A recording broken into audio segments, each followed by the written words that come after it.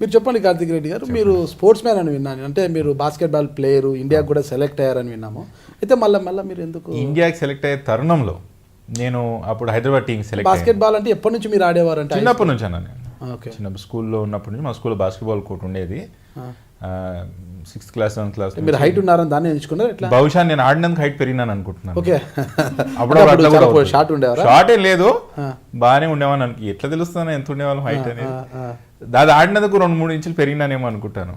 నా బాగా interest 10th తర్వాత బాగా ఇంట్రెస్ట్ ఆడాను రెగ్యులర్గా. నాకు విక్టరీ ప్లే గ్రౌండ్ క్యాంప్ ఉండేది, విక్టరీ ప్లే గ్రౌండ్ క్యాంప్కి పోయేవని, రెగ్యులర్గా ఆడేవని. అక్కడ టీంతో ఆడుతున్నప్పుడు నాకు అండర్ 17 హైదరాబాద్ ఆడిపించారు. అండర్ 17 హైదరాబాద్ ఆడిపిస్తున్నప్పుడు మంచిగా ఆడాం. సెలెక్షన్స్ 2 సెలెక్షన్స్ ఉండే ఢిల్లీలో. నెక్స్ట్ వీక్ మేము పోవాలా, నెక్స్ట్ వీక్ మేము సెలెక్షన్స్కి పోవాలన్నప్పుడు అండర్ 17 ఇండియా స్కూలు, దాంతోపాటు స్కాలర్షిప్ బయట యూనివర్సిటీలో చదువుకుంటాడు. నాకు గ్యారంటీగా వస్తుంది, నాకు కాన్ఫిడెన్స్. ఎందుకంటే మనం వస్తుందని నాకు నమ్మకం. నెక్స్ట్ వీక్ నేను పోవాలా, ఆల్రెడీ అంతా ఏర్పాట్లు అన్నీ చేసుకుని నాన్నగారు చనిపోయారు. సో అక్కడ బాస్కెట్బాల్కి కూడా అక్కడ ఆపేయాల్సి వచ్చింది.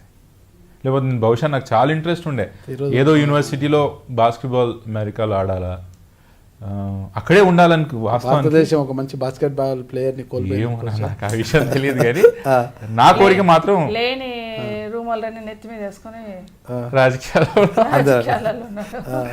అంటే ఎప్పుడైనా మీ ఆవిడ గారు ఎందుకు ఈ రాజకీయాల బాస్కెట్బాల్ ప్లేయర్గా మీరు కొనసాగింటే బాగుంటుంది అన్న ఏమన్నా అడిగారా? బాస్కెట్బాల్ ప్లేయర్ రాజకీయాలు ఎప్పుడు లేదండి. మా ఆవిడ వాస్తవానికి ఇంకా నన్ను ఎంకరేజ్ చేస్తుంటుంది. ఎప్పుడన్నా నేను నీరసంగా ఉండి అబ్బాయి ఏం పోతానులే ఏం చేస్తానులే అంటే ఇట్లంటే అవుద్దా. మా నాన్నని ఎప్పుడు కలవలేదు శ్రవంతి, కానీ మీ నాన్న ఉంటే ఇంత తిరిగేవాడు, ఇంత చేసేవాడు, నువ్వు ఎట్లా చేస్తావు అట్లా అని ఇంకా బాగా ఎంకరేజ్ చేస్తావు శ్రవంతి. మ్యాటర్ ఆఫ్ ఫ్యాక్ట్ ఒక్కటి చెప్పండి మేడం, రాజశేఖర రెడ్డి గారి కుటుంబానికి సబితా ఇంద్రారెడ్డి చాలా సన్నిహితురాలు, సొంత చెల్లెల కన్నా ఎక్కువ. ప్రతి రాఖీ పండుగ వచ్చినా ఫస్ట్ రాఖీ కట్టేది కూడా చేవల చెల్లమ్మ గారే. అంతటి అనుబంధం ఉంది. ఆ చేవల చెల్లమ్మ గారు ఎంతో పెద్దపీట కూడా వేశారు. అలాంటి రాజశేఖర రెడ్డి గారి మరణం తర్వాత జగన్మోహన్ రెడ్డితో మీరు పెద్దగా అటాచ్మెంట్గా లేకపోయారు అంటున్నారు. ఎందుకు? అదైతే జగన్మోహన్ రెడ్డితో ఎందుకు కలిసలేకపోయారు? అంటే అప్పుడు కూడా రాజశేఖర రెడ్డి గారి మాత్రమే కలిసేదాన్ని. అన్ని సంవత్సరాలు అన్నతో అనుబంధం ఉన్నా అక్కడ వరకే, రాజశేఖర రెడ్డి గారి వరకే. అప్పుడు ఒక్కోసారి 2 సార్లు విజయమ్మ కలిసాం అంతే. జగన్మోహన్ రెడ్డి అయితే రాజశేఖర రెడ్డి ఉన్నప్పుడు ఎప్పుడూ కలవలేదు. మేము కూడా ఎప్పుడు కలవలేదు, ఎప్పుడు ఏ అకేషన్ రాలేదు, ఎప్పుడు కలవలేదు. జగన్ గారిని కలిసానంటే రాజశేఖర రెడ్డి గారు చనిపోయిన రోజే కలిసాను. ఎక్కువ నేరుగా పరిచయాలు లేవంటారు. జగన్మోహన్ రెడ్డి గారు కాంగ్రెస్ పార్టీలో నుండి ఉంటే పరిస్థితి ఎలా ఉండేది మేడం? భవిష్యత్తు ఉండేది మంచిది. తెలంగాణ వచ్చేదంటారా? తెలంగాణ ఖచ్చితంగా వచ్చేదండి. తెలంగాణ వచ్చి ఆయనకు మంచి భవిష్యత్తు, తెలంగాణ వచ్చేది, ఆయనకు మంచి భవిష్యత్తు. సోనియా గాంధీ గారు ఎప్పుడైతే జగన్మోహన్ రెడ్డి గారు పార్టీని వీడి వెళ్ళిపోయారో, రాష్ట్రంలో కాంగ్రెస్ పార్టీలో అంత చరిష్మా ఉన్న నాయకుడు లేరు. ఇక జగన్మోహన్ రెడ్డి ఎలాగో ఏపీకి వెళ్ళిపోయారు కాబట్టి అటువైపు వెళ్ళిపోయినా కనీసం తెలంగాణలో అయినా కాంగ్రెస్ పార్టీ బతికి బట్ట కడుతుంది అన్న ఉద్దేశంతోనే తెలంగాణ ఇచ్చారు. అదే జగన్మోహన్ రెడ్డి గారు పార్టీలోనే కొనసాగి ఉండే తెలంగాణ వచ్చేదే కాదంటూ అప్పటి రాజశేఖర రెడ్డి గారి ఆత్మీయ మిత్రుడు సాయి ప్రతాప్ గారు కూడా చెప్తున్నారు. దీన్ని మీరు ఏ విధంగా చూస్తారు? తెలియదండి మరి సాయి ప్రతాప్ గారు అన్న ఎట్లా చెప్పారో కానీ, సోనియా గాంధీ గారు ఒకసారి కరీంనగర్ వచ్చారు రాజశేఖర రెడ్డి అని ఉన్నప్పుడు. అక్కడే మీటింగ్లు అనౌన్స్ చేశారు. మేడం, మీ ఆకాంక్ష నేను అర్థం చేసుకున్నా, భవిష్యత్తులో ఖచ్చితంగా మీ ఆకాంక్ష నెరవేర్చే దిశగా కాంగ్రెస్ పార్టీ రూలింగ్లోకి వస్తే, అప్పుడు ప్రతిపక్షంలో ఉన్నాం సోనియా గాంధీ గారు కూడా, నేను ఎమ్మెల్యేగా ఉన్నప్పుడు కరీంనగర్ వచ్చారు. అప్పుడు అన్న ప్రతిపక్ష నాయకుడు సరైన సమయంలో సరైన నిర్ణయం తీసుకుంటామన్నారు. అదే తప్పకుండా నిర్ణయం సరైన సమయం అంటే అధికారంలోకి వచ్చినాక సరైన సమయంలో అన్నారు. మీ ఆకాంక్ష నాకు తెలుసు, దాన్ని తప్పకుండా నెరవేరుస్తాం కాంగ్రెస్ భవిష్యత్తులో అని చెప్పింది కరీంనగర్లో. తర్వాత కాంగ్రెస్ గవర్నమెంట్ ఫామ్ చేయడం అక్కడ ఇక్కడ వచ్చిన ప్రతిసారి మేడం ఏం చెప్తారు, సరైన సమయంలో తప్పకుండా నెరవేరుస్తామని చెప్తారు. సరైన జగన్మోహన్ రెడ్డి గారు పార్టీ వీడిపోవడంతో వచ్చింది అనుకోవచ్చు. లేదండి, అట్లే ఆమె ఎప్పటికైనా ఇచ్చేదనే నమ్మకం మాకు ఉండింది. ఎందుకంటే రాజశేఖర రెడ్డి గారితో అసెంబ్లీలో కూడా పెట్టించింది తను, లాస్ట్ అసెంబ్లీలో బిఫోర్ ఎలక్షన్స్ కన్నా ముందు అనుకుంటా, ఐ థింక్ పెట్టించింది తనతో. అసెంబ్లీలో కూడా పెట్టించున్నారు మేడం, తెలంగాణకు కట్టుబడి ఉన్నామనే ఫీలింగ్ వచ్చేటట్టు పెట్టించున్నారు తీర్మానం. కాబట్టి మాకు తెలుసు ఖచ్చితంగా తెలంగాణ ఇస్తారని తెలుసు. జగన్మోహన్ రెడ్డి గారిని దృష్టిలో పెట్టుకొని తెలంగాణ ఇచ్చిందని దయచేసి అట్లా అనకండి. తెలంగాణ ప్రజల ఆకాంక్షను ఆమె గౌరవించింది, గమనించింది కాబట్టి నిర్ణయం తీసుకుంది. ఓకే మేడం, ఇకపోతే మీ వ్యక్తిగత విషయాలకు వస్తే సబితా ఇంద్రారెడ్డి గారి కొద్దిగా షాపింగ్ సినిమాలు ఎక్కువ ఇంట్రెస్ట్ ఉండేవంటుంటారు కదా, అంటే సినిమాలు బాగానే చూస్తున్నారు ఇప్పుడు? ఇందిరారెడ్డి గారు ఉన్నప్పుడు బాగా సినిమాలు చూసేదానండి, బాగా షాపింగ్ చేసేదానండి. ఓకే, నాతో మా ఆయన షాపింగ్కి వచ్చేవాడు. చేసేవారా చేపించేవారా? సినిమాలకు వచ్చేవాడు, చేసేవాళ్ళం. చేసేవారా? వీకెండ్స్ బాగా హోటల్కి వెళ్ళేవాళ్ళం. ఓకే, కానీ మా వారు ఎప్పుడైతే పోయారో ఇవన్నీ నేను ఇష్టమైన ఫుడ్ బయట మీకు? ఇంకా అన్నీ కట్ చేసేసుకుని చైనీస్ ఫుడ్ తినేదాన్ని బయటకు. ఓకే, చైనీస్ ఫుడ్ బాగా. ఎందుకు చైనీస్ ఫుడ్ మీద అంత ఇంట్రెస్ట్ మేడం? బాగా ఏమో మరి టేస్ట్ బాగా ఉండదా? చైనీస్ ఫుడ్ ఇష్టపడేదాన్ని కాబట్టి వీకెండ్స్ ఎప్పుడైనా వెళ్ళేవాళ్ళం, సినిమాలకు వెళ్ళేవాళ్ళం, షాపింగ్కి వెళ్ళేదాన్ని. ఇందిరారెడ్డి గారు చనిపోతే షాపింగ్ బంద్, సినిమాలు బంద్, హోటల్స్ బంద్. ఏంటి ఇంకా అంతే, షాపింగ్ కూడా బంద్. ఇందిరారెడ్డి గారితో చిట్ట చివరిసారిగా చూసిన సినిమా ఏది? లాస్ట్ డే ఆయన వెళ్తూ కూడా నాకు ఒక సినిమాకి వెళ్దామని అడిగారు. వెళ్తూ లాస్ట్ మీరు అన్నారు ఏం పిక్చర్ ఏం మాట్లాడారు, వెళ్తూ వెళ్తూ కూడా ఇప్పుడైనా నువ్వు సినిమాకి వెళ్దామంటే చెప్పు నేను డ్రాప్ చేసుకుంటాను అన్నారు. మా పిల్లలు ఆ రోజు సినిమాకి వెళ్ళారు. పిల్లలు ఎక్కడున్నారు అని అడిగితే సినిమాకి వెళ్ళారు వాళ్ళు, మా తమ్ముడితో వెళ్ళారని చెప్పారు. అయ్యో మనం కూడా వెళ్ళేవాళ్ళం కదా, ఇప్పుడు మనం వెళ్దామా అని అడిగారు. అంటే ఇప్పుడు ఎక్కడ వెళ్తాము అని అంటేను వెళ్తూ వెళ్తూ డోర్లోకి వెళ్ళి ఇప్పటికైనా అడుగుతున్నాను సినిమాకి వెళ్దామంటే నేను డ్రాప్ చేసుకుంటాను అన్నారు. బట్ ఆ రోజు ఇంట్లో మా ఆడపడుచులు అందరూ ఉన్నారు, మా అత్తమ్మ ఉన్నారు, మా అమ్మ ఉన్నారు, మా నాన్న ఉన్నారు. నేను ఇంట్లో ఇంతమందిని పెట్టుకొని సినిమాకి వెళ్తే అది మర్యాద అనిపించుకోదు, 2 days తర్వాత వెళ్దామండి అని చెప్పారు. ఏం సినిమా మేడం అది? బ్రహ్మానందం సినిమా ఏదో ఉండే, రాజేంద్ర ప్రసాద్, బ్రహ్మానందం రాజేంద్ర ప్రసాద్ నవ్వు ఏదో కామెడీ మూవీ ఏదో ఉండే. సరే మేడం, ఇక ఆ ఎపిసోడ్ అంతా పక్కన పెడితే మీ రోజువారీ కార్యక్రమం ఎలా ఉంటుంది? రోజు ఏముందంటే ఉదయం లేవగానే పేపర్స్ చదవడం, బ్రేక్ఫాస్ట్ చేయడం అనుకోండి, నేను టీ తాగేసి రెడీ అయిపోయి జనాలు ఉంటే కిందికి వస్తాను. ఎవరు లేకపోతే మధ్యాహ్నం పిల్లలతో కలిసి లంచ్ చేస్తాం. మా కోడళ్ళు పిల్లలు, మా మనవరాలు స్కూల్కి వెళ్తుంది, 3 o'clock వస్తుంది.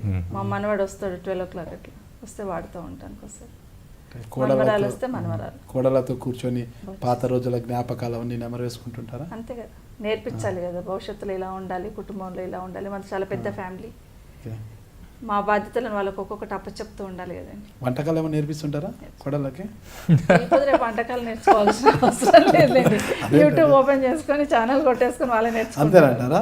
మీరు పాత తరం వాళ్ళు అంటే అప్పట్లో మీరు వంటలు బాగానే చేసింటారంటే ఆ వంటకాలు ఏవి రుచికరంగా ఎలా ఉండాలి వాళ్ళు చేసేస్తారు అన్ని?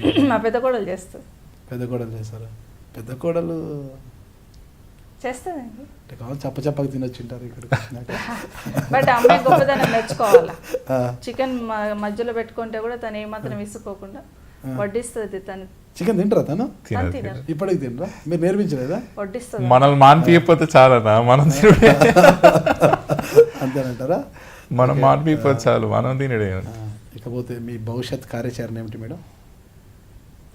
భవిష్యత్తులో ఏముందండి, అసెంబ్లీకి పోటీ చేయాలి. అంతేనంటారా?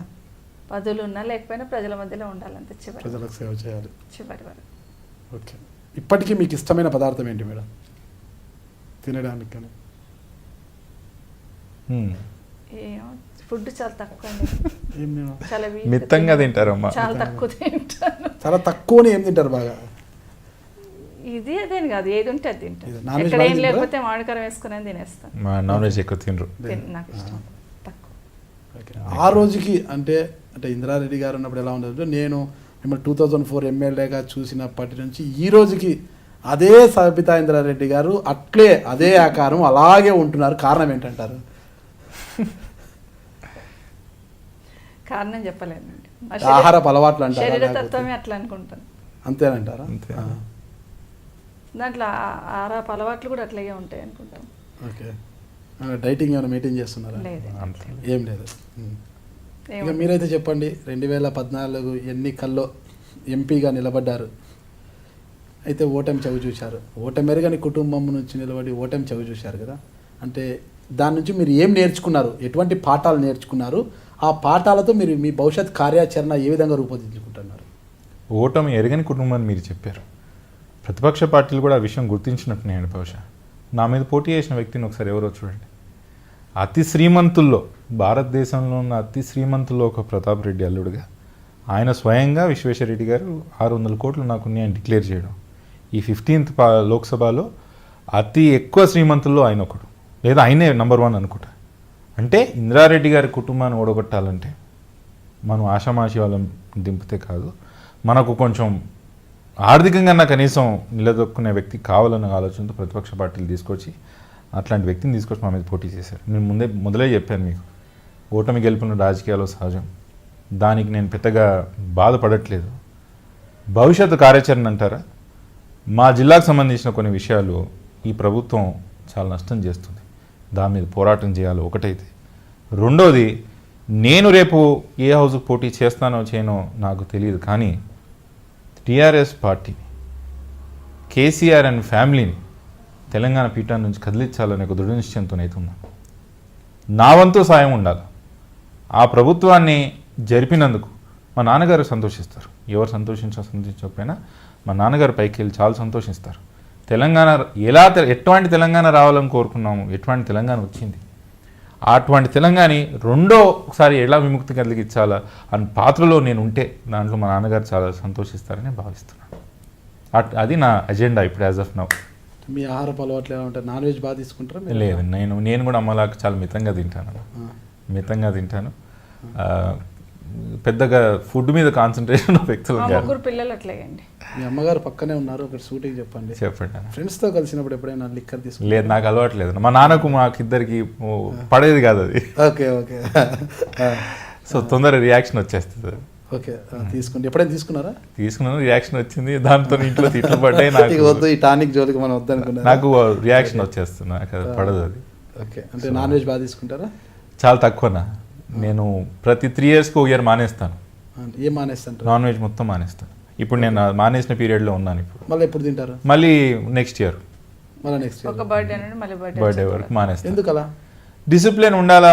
చిన్న విషయాల్లో డిసిప్లిన్ ఉండకపోతే జీవితంలో పెద్ద విషయాలు ఏముంటాయి, ఇంత కూడా మానేయలేమా, ఇది కూడా చేయలేమా, అది ఒక పిచ్చి అంతే, ఇంకేం లేదు. పొలిటికల్ ఉన్నప్పుడు ఇవన్నీ కొద్దిగా ఇబ్బందికరం కదా, ఎవరితో కలుస్తుంటారు, ఏముంటుంది అన్న దాంట్లో, వెళ్తుంటారు, ఏముంటుంది, అవి తిన్నా అంటే ఏముంటే అది పెట్టుకొని తింటాను. ఆవకాయ ఉంటే ఆవకాయ, పప్పుచారు కలుపుకొని తినేసి. ఏం లేకపోతే ఇద్దరు ఒకటే చెప్తున్నారు, ఏమీ లేకపోతే ఆవకాయ అన్నమైన తినేస్తా ఉంటారు, మీరు ఆవకాయ చెప్తున్నారు. ఆవకాయ మీరు వెలబట్టారు.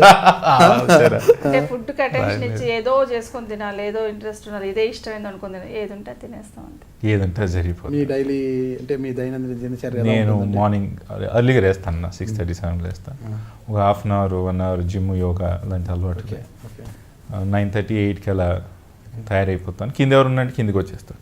లేని పక్షాన్ని నేను ఖచ్చితంగా 3 నెలలకు ఒక పుస్తకం ఫినిష్ చేస్తాను. బుక్స్ రీడింగ్ బాగా 3 నెలలకు ఒక పుస్తకం ఫినిష్ చేస్తాను. దాని మీద కంప్లీట్గా రోజుకి కనీసం గంట. చదువుతుంటారు? నాకు హిస్టరీ బాగా ఇంట్రెస్ట్ అని, నాకు mythology history, contemporary history, political history, చరిత్ర మీద బాగా ఇంట్రెస్ట్. నాకు అదేంటో తెలీదు, నాకు చదివిన దాని మీద మళ్ళీ తిరిగి దానికి పోయి ఎందుకు జరిగింది, ఎలా జరిగిందని తెలుసుకోవడం కూడా బాగా ఇంట్రెస్ట్. హిస్టరీ ఆల్మోస్ట్ అలా అయిపోయింది, ఇప్పుడు ఇండియన్ మైథాలజీకి వచ్చాను. సో విచిత్రం ఏంటంటే, నాకు నాన్నగారు చనిపోయే వరకు తెలుగు చదవడం రాదు. నేను ఇంగ్లీష్ మీడియంలో చదివినాను. నాన్నగారు చనిపోయిన తర్వాత తెలుగు చదవడం రాయడం అవసరం పడింది. అంటే మా పేపర్లు ఏదో వచ్చినప్పుడు ఇంకో వాళ్ళకి అడుక్కోకుండా మేమే చదువుకోవడానికి. సో ఇప్పుడు 2 పుస్తకాలు చదువుతాను, కానీ ప్రిడామినెంట్గా ఇంగ్లీష్ పుస్తకాలు ఎక్కువ. సో యాజ్ ఆఫ్ నౌ ఇప్పుడు మైథాలజీ ఫేజ్లో ఉన్నాను. ఇది ఎప్పుడు అయిపోతుందో చూడాలి. ఇప్పటివరకు చూశారు కదండి, సబితా ఇంద్రారెడ్డి గారి రాజకీయ అంతర్ముఖం మరియు ఆమె తనయుడు కార్తిక్ రెడ్డి గారు చెప్పిన రాజకీయ వివరాలన్నీ కూడా. తాము అంటే ఏదో సాధించాలని అంటే డబ్బు కోసమో ధనం కోసమో అధికారం కోసమో రాజకీయాలకు రాలేదని, ప్రజలకు సేవ చేయడానికి, ప్రజల పక్షాన ఉంటూ ప్రజల కోసం పోరాటం చేయడానికి, ప్రజల్లోనే ఉండాలనే ఒక లక్ష్యంతోనే రాజకీయాల్లోకి వచ్చాము తప్పితే డబ్బు కోసం కాదు, మరే కార్యక్రమాల కోసం కాదని చెబుతున్నారు. అయితే 2019 ఎన్నికల్లో తప్పకుండా తమ కుమారుడు ఎంపీగాను, తాను ఎమ్మెల్యేగాను కాంగ్రెస్ పార్టీ నుంచి బరిలోకి దిగి ఖచ్చితంగా విజయం సాధిస్తామని, అంతేకాదు తెలంగాణ ప్రజలు ఏదైతే కోరుకుంటున్నారో దాన్ని 2019లో కాంగ్రెస్ ప్రభుత్వం గద్దెనెక్కిన అనంతరము తెలంగాణ ప్రజల ఆకాంక్షలను నెరవేర్చి తీరుతామని కూడా చెప్తున్నారు. అయితే 2019లో సబితా ఇంద్రారెడ్డి గారు, ఆమె తనయుడు కార్తిక్ రెడ్డి గారు చెబుతున్నట్లు కాంగ్రెస్ పార్టీ అధికారం చేపడుతుందా, మళ్ళీ కేసీఆర్ యొక్క ఎత్తుగడల ముందు బోర్లా పడుతుందా అన్నది కూడా మనం వేచి చూడాల్సింది. ఓకే, నమస్తే అండి. థ్యాంక్ యూ సో మచ్ అండి. నమస్కారం అండి, నేను మీ సవిత ఇంద్రారెడ్డిని. నా ఇంటర్వ్యూ i-Dream న్యూస్లో చూడండి. నమస్కారం అండి, నేను కార్తిక్ రెడ్డి. నాది మరియు మా అమ్మగారిది ఇంటర్వ్యూ మీరు i-Dreamsలో తప్పకుండా చూడండి.